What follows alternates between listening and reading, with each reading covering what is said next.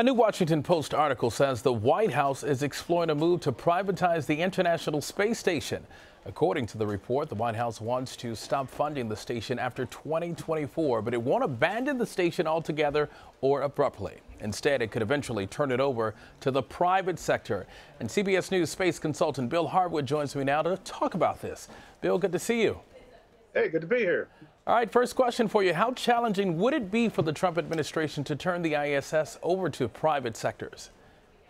Well, I think it would be virtually impossible to do it in the way you just described. I mean, I think people in the States probably don't realize that NASA cannot operate the space station without the Russians. The Russians provide all the propellant that keeps the station in orbit.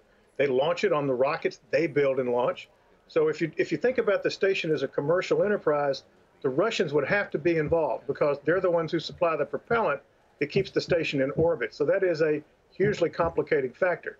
You know, the U.S. can't operate Russian systems. The Russians can't operate the U.S. systems. It really takes both countries to make the station operate. So, you know, clearly the administration is looking at ways to save money.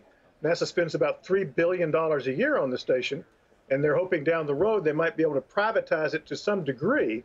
But in terms of turning the station over to private industry, I can't even imagine how that could work. Yeah, how is NASA likely to react to this idea? Well, you know, it's like they say, the general says, you know, I follow orders. NASA's going to do, or they're at least going to look into this as the administration wants. That's certainly legitimate.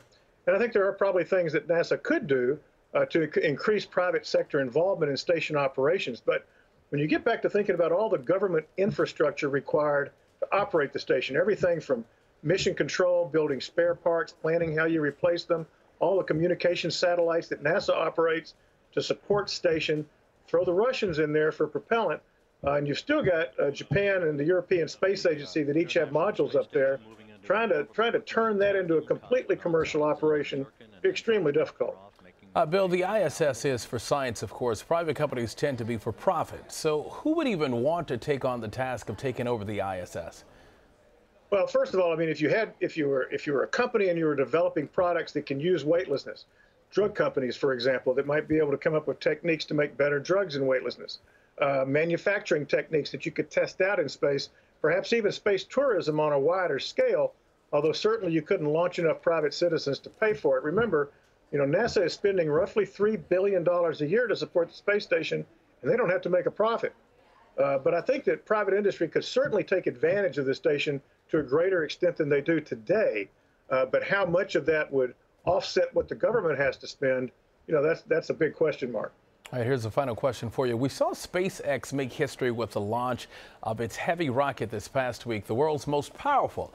How much of a role is this company going to play in the future of space exploration?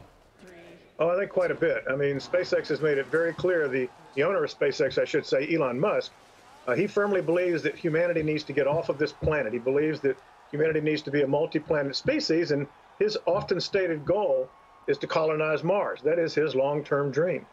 So I think the rockets he's building, shaking up the industry with lower cost transportation, making it cheaper to put payloads and eventually people into space is going to have a huge impact on all of this, no question.